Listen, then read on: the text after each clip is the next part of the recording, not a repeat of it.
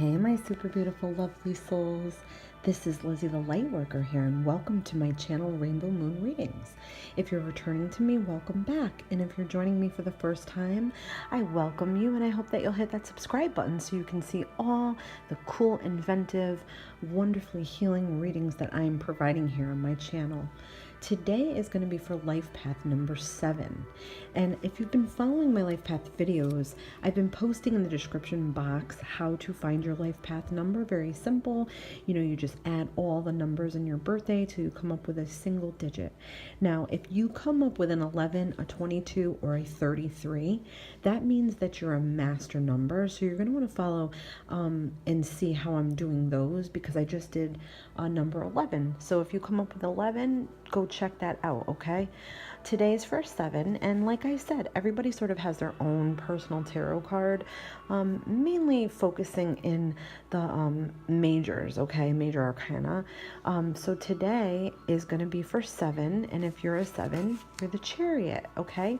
So some of the suits, coins, cups, swords, and wands will also correspond 7 energy, okay? 7 happens to be my lucky number. So I think you guys are really going to enjoy this. 7 is really interesting. Okay, so as I go through this reading, I'm going to give some treats. We're going to talk about challenges that a 7 might have. We're going to talk about compatibility. What's the best number that will suit a 7. We'll talk about career options and things that a 7 might be more drawn to, or what they should be doing that's more part of their life path. And I'll give you guys a little insight about the Chariot personality and how that corresponds with a 7. Okay, so the first card we're going to get into is Destiny, sort of your soul's purpose. Okay, the next card will be sort of like, what to work on, things that need improvement possibly, okay, maybe some lessons to learn. Then we're going to talk about your heart's desire. Then we're going to talk about love, or we'll do career, and a message from, sort of your higher self or the universe, okay? So let's get right into this. So first card is going to be Destiny, sort of like, what is your true destiny? Okay. I'm feeling like strength is big. So inner strength for a 7 is definitely something that they may have come back to this life to learn more strength, or to be someone's strength, or to have more strength just in general in life, in their everyday life, to have more of a control on things, okay? 7s are very smart, and they're problem solvers, okay? So that corresponds with 8's energy. Problem solvers, sort of managing things, a little bit perfectionist energy is attached to a 7. They want to get things right. They want to do things right. Once they get something in their head, it's very hard to get it out of their head, and they want to execute it the best, most possible, fastest sort of way, okay? They're fast thinkers. They can actually become very obsessed with what they're doing or what they're working on. Very independent. So with strength, that has to do with independence as well. They can be very tolerant. Very balanced, okay? This has to do with balance, and so does this, okay? So I'm feeling like the true mission, or the true soul's purpose for a 7, is to keep things in control, manage things well, okay? Possibly, to be more open to things too, because 7s can have a bit of an isolated type personality sometimes, because they're so in their head, and they're really deep thinkers, that it's hard for them to open up, okay? So let's talk about some things to work on, okay? So I'm going to say things to work on are going to be letting go of the past, letting go of things that you can't control, letting go of things that are not working out, that are wasting your time, wasting your energy, and finding the strength to move on from things when you need to, all right? 7s are very introspective, okay? So they stay in their head a lot. They'll worm things over and over and over again until they feel like they've got the best answer, or they've come up with the best solution. Well, sometimes there's not always the best of anything, and you kind of just have to push yourself to move on regardless. This is also going to be about allowing transformation for yourself when it's needed. Like, we all have times in our lives where we come up on changes and changes that we need to make for ourselves, and sort of let our old self kind of die off and adopt and accept a new self. Okay, so things to work on. I'm going to say yes, it's going to have to be, letting go of past hurts, letting go of past betrayals, letting go of things of the past, your old self, things that you're stuck in, you're caught up in, different things that you're thinking about, okay? Maybe being a little bit too dreamy, because sevens are definitely dreamy, and they're so intellectual. But like I said, they can be more introverted than extroverted, and definitely would have to try to sort of adapt, be a little bit more adaptable to changes into the future, okay? All right, now we're going to talk about your soul's sort of, your heart's desire, your soul's desire, your heart's desire. Okay, so I'm feeling like you want this balance, okay, with mostly everything that comes along, whether it's with a partner or your job. You want freedom in your life, but you also want to work and make a lot of money. You might want a relationship, but you don't want to feel tied down. You might want a house and live independently, but you might not be able to handle all the responsibility of owning a home or having a home or being completely independent on your own self, okay? That's something that sevens can work up towards, because they have like such a great wise mind, okay? And because they're deep thinkers and they're very cautious about moves that they make, those are all things that are possible, okay? But they're very much perfectionists and diligent.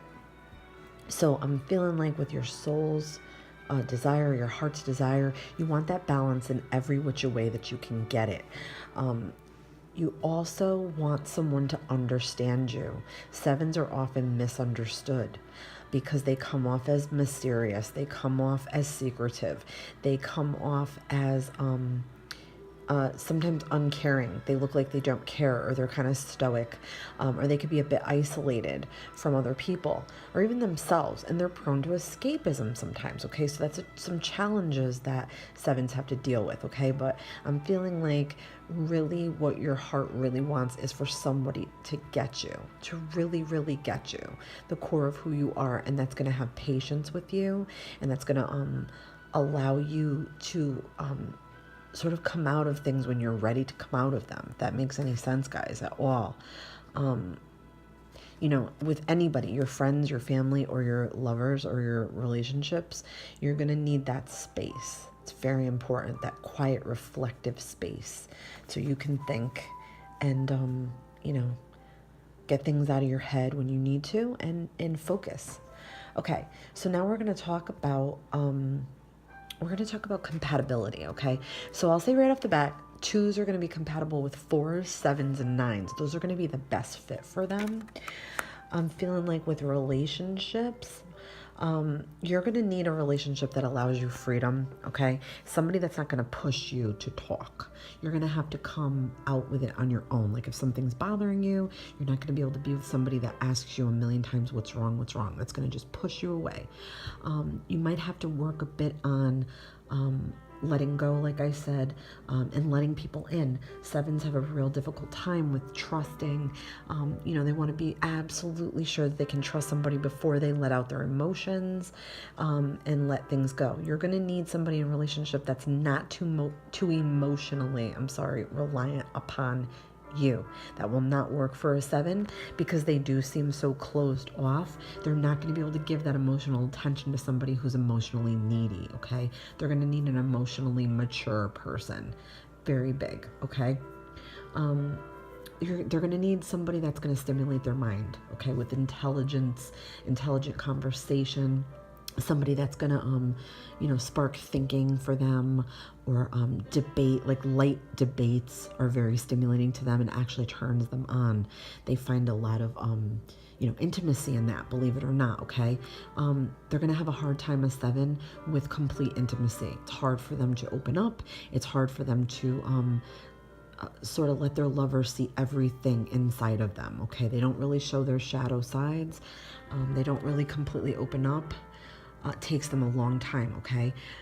they're going to have communication issues with a partner. Okay, they might. They have to remember to communicate with their partner or their loved one. You know, they're going to need to be with somebody who's going to just let them be at times. Okay, they're going to have to sort of take time for themselves, or maybe disappear for a few hours and just kind of clear their head or think or do whatever it is they need to do. Sevens are always seeking answers. They're always seeking comfort in answers. So sometimes they need to go and they need to think, or they need to research things, or they need to talk to other people, and they just can't deal with their partner in that energy. Okay, so they're going to need someone that's going to allow them their space and their freedom. Okay, so let's talk about career, okay? All right, so sevens are hard workers for sure. I'm going to say that the best type jobs for a seven are going to be with no micromanagement. They cannot handle a neck breather or somebody up their ass or asking them a million questions or demanding things from them or expecting an open line of communication like every hour. They're very independent workers. They'll do best in an independent type work environment. Less corporate, okay? They don't want to be a part of some gigantic corporation. They are more suited for a smaller company that sort of could feel a little bit more like a family type thing. People they're going to get along with, okay? They're going to have a real difficult time working with somebody that they don't get along with. You know, they're so introspective and so within themselves, it's really hard for them to ask for help. They don't like to ask for help. They like to just do stuff. You know, that sort of thing. They're good with science, math, and history. Okay, so I could see a seven being a history teacher, archaeology, an explorer, an art or antique appraiser. Okay, because they have this appreciation for old things and sort of antique type things. Okay, and history. They could be great surgeons, okay? They could do scientific research. They'd be great like in a lab, great as a detective because they're such fact finders, okay? And they're really rely upon their brain to go through all the scenarios. I would say investment counselor because they are good with money. Maybe not their own money, but definitely with other people's money. They're very good at teaching someone how to manage money. They're interested in like marine type stuff. I would say so, maybe even like marine biology type things or something with animals, because I feel like they have a strong connection to spirit and to the earth and to animals, and that, you know, they want to help things like that. I'd say a psychoanalyst, someone that, you know, you go to talk to. You know, those sort of jobs are going to be good for them. But yes, no micromanagement, less corporate, more of a behind the scenes type thing. They're going to bust their ass at whatever job they do. You know, they're very dedicated. They're going to do well, you know, for someone, okay? They are very faithful, you know, in a job or even in a relationship, as long as that relationship doesn't seem like work, okay? They can't have a relationship that they feel like it's work, or else they will run for the hills. Chariot will pack up that car and go flying out the door, and they'll go take a drive, and they will clear their head. Okay, they definitely like fair play, so they're going to expect their work environment to be very fair.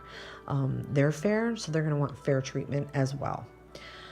Okay, so I'm going to go over challenges really quick. I'm going to say learn to trust others, okay? Perfectionism is a bit of a problem. Escapism, they could be prone to drugs and alcohol abuse. Let go of past hurts. Let's get a message from the universe. Okay, so the universe is just telling you to be a bit more balanced.